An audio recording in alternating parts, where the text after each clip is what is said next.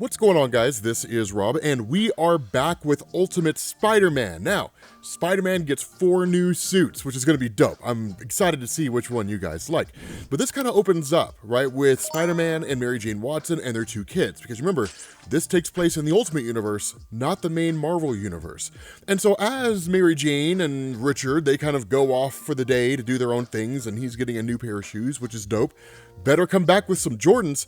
You have Peter Parker and his daughter who go out and start working on suits. Now, the reason why is because if you guys saw the last video that we did, and we're only like 3 in, so there'll be a playlist at the end of this for you to get caught up, she didn't like the idea of him having an all-black suit. It made him look more scary than like inspiring or hopeful or anything like that. So the result of this is that she kind of came up with a kid's mock-up, right? I mean, she's what, like 7 years old, right? So, I mean, she did like a general mock-up, but it gave Peter the idea that he should create a Spider-Man suit that is more in line with what he hopes to be, right? To inspire people, to also have a little bit of personality thrown in there, and to be fun. And so the first thing he does is he takes the all-black suit and basically puts webbing on it, right? Basically the Venom suit from back in the day.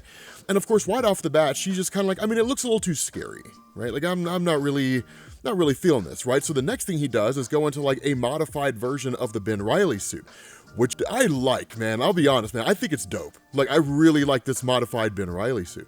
And he asks her, like, does the suit like this work, right? It's less scary and it's more cool and it's red.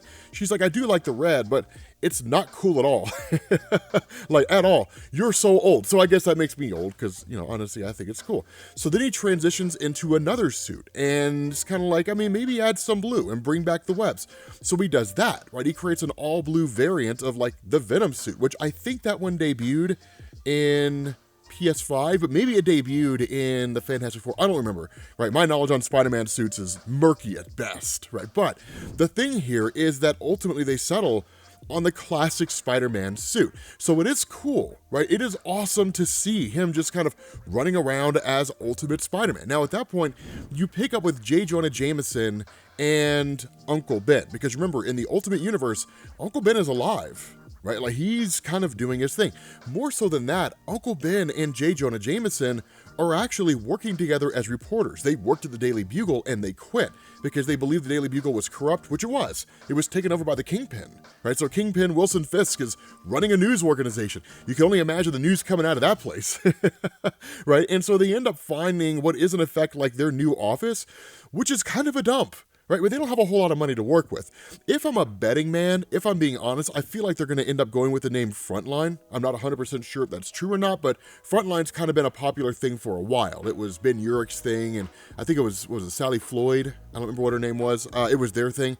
But the fact is, right, like, they're launching a new news organization that's designed to be more honest with the person who's reading the news. Now, of course, Peter Parker shows up, and this gives us insight into like how this whole thing is going to work, because Peter shows up with a bonsai tree from Mary Jane, and he's like, wow, man, this place is kind of rough, but Mary Jane presents a bonsai tree because, you know, it'll liven the place up, which, as anybody who's ever had their first apartment will tell you, yeah, like, everybody's first apartment is rough. My first apartment had no air conditioning, and the heating just kept going out. So literally, I would come home in the middle of winter at 35 degrees. That is not the point. The point here is this, right? Like, what you get here is a kind of quid pro quo. And news organizations, I imagine, do that. Of course, sources do that. Sources are ambiguous. The idea here is that Peter still works at the Daily Bugle. So what he can do is feed information to Uncle Ben and to J. Jonah Jameson as a quote-unquote anonymous source. And they can give him information as an anonymous source. And you kind of get this trade back and forth. So the question they ask here, right, when he's a little like, I mean, yeah, I don't know, you know, when he's like, what's this map and all that kind of stuff, you know, the question they ask is, do you know anything about some guy presenting himself as basically a villain dressed in green who's like taking pot shots at Wilson Fisk or is attacking Wilson Fisk? Do you have any information on that? And Peter's like, yes. He's like, the guy's already blown up a bunch of stuff. Robbie Robertson's taken to calling him the Green Goblin. He thinks there's a story there, but the higher-ups keep shutting him down. Instead, they're pushing stories about the guy in the black suit, which I get. He's extremely photogenic, and to me, seems to be a much more compelling and dare I say, charming character, a real man of the people. Now, J. Jonah Jameson and Uncle Ben kind of look at him for a second. If I'm being honest here, I think they know that Peter Parker is Spider-Man. I think they know. Do you think they know? That's a question to ask for the ages. Do you think they know that Peter Parker is Spider-Man? But the bigger point here is with the map itself. They say each one of these pins is a location that the Goblin has basically hit, and they're all owned by Wilson Fisk. And so it's kind of like, okay, well, that explains the Bugle's behavior, but what's the story with Fisk and the green guy? Classic good guy, bad guy situation. But the reality here is it could be anything in between, right? Bad guy, bad guy, bad guy, bad guy, right? It could be any number of things. It's just too complex. They don't really know the intricacies. But because Wilson Fisk is the one who runs and owns the Daily Bugle, it makes perfect sense that he would suppress any story, regardless of its legitimacy or any truth that it may have, that shows that his bases of operations are being hit by the Green Goblin. It's also some criminal stuff that's probably going on there, so you don't really want to shine a giant light on your criminal enterprise. It's just not an ideal thing. And so for like the first time in his life here in the Ultimate Universe, Peter Parker undergoes a stakeout, and man, it sucks. He doesn't do anything but just sit and eat donuts because he's got a ridiculously fast metabolism, which I can't do because my metabolism's not fast. I wish I could eat donuts all the time. And he just watches stuff, and that's it. That's all he does, right? He just eats and watches and waits. But then finally, this kind of fight takes place, right, between the Green Goblin and Bullseye. Now, here's the kicker about the Ultimate Universe. For those of you guys who never followed our coverage of Ultimate Invasion, this is not just a alternate reality where it's like, what if Marvel existed in the real world? What the MCU is essentially based off of. Instead, there are big differences between this and the original, most notably the nature of the Illuminati, right? These just villains that run the world behind the scenes, right? It's one of the things that we learned. All these major crises, these quote-unquote villainous countries, that it's just a giant dance that gets played. That one year, it is the country of Russia, which is just doing some really crony stuff, and the world teams up against Russia. The next year, that Russia realizes the error of their ways, and in seeing China becoming a bigger threat, that now China is the country everybody's going after. And you just do this dance around and around, designed to distract the public and always give people an enemy. What's going on here with Bullseye is exactly that. Bullseye literally works directly for the Illuminati, and that Wilson Fisk Kingpin, he's a stooge. He was put there by the Illuminati themselves. The question is, what happens when he breaks free of their control? But notice this, the Green Goblin is not a straight villain in the traditional sense, right? Like, he doesn't really laugh, and he doesn't have like the kind of Joker-esque vibes that you're normally used to. And in fact, we'll figure out what this guy's about later on. But the fight's pretty intense and pretty extreme. And in fact, I don't think I've ever loved Bullseye more than I love him right now. Right? Because he's like throwing these metal cards, right? And he's just talking about how like he set up a trap and all that kind of stuff. But he's able to overtake the Green Goblin pretty quickly, and Bullseye proves himself to be incredibly capable.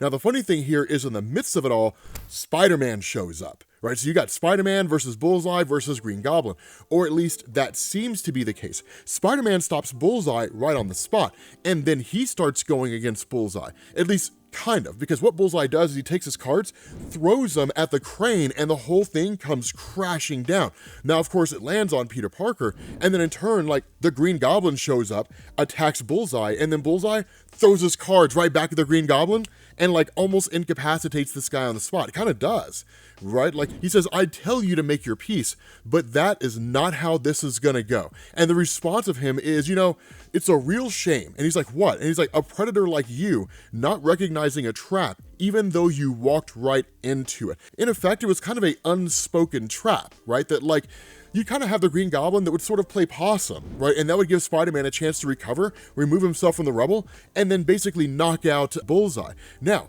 here's where things get really interesting, because Spider-Man and Green Goblin are mortal enemies in Marvel Comics. Some would argue Green Goblin is the greatest villain of Spider-Man.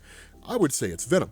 But the fact is, right, Green Goblin asks him, are you okay? The response to Spider, yeah, like, I think so. And he's like, thanks for the helping hand. I was not expecting to need it, but I certainly did.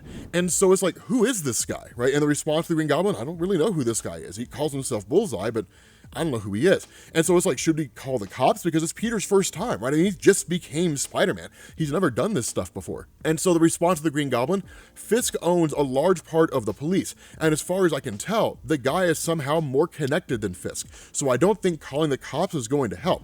So the question is, then what are you going to do? And the response of the Goblin, the same thing as every day. What needs to be done? A place for everything and everything in its place. So that's an interesting suit you have there. I bet some people think it's very cool, right? And Peter's like, I mean, it is cool, right?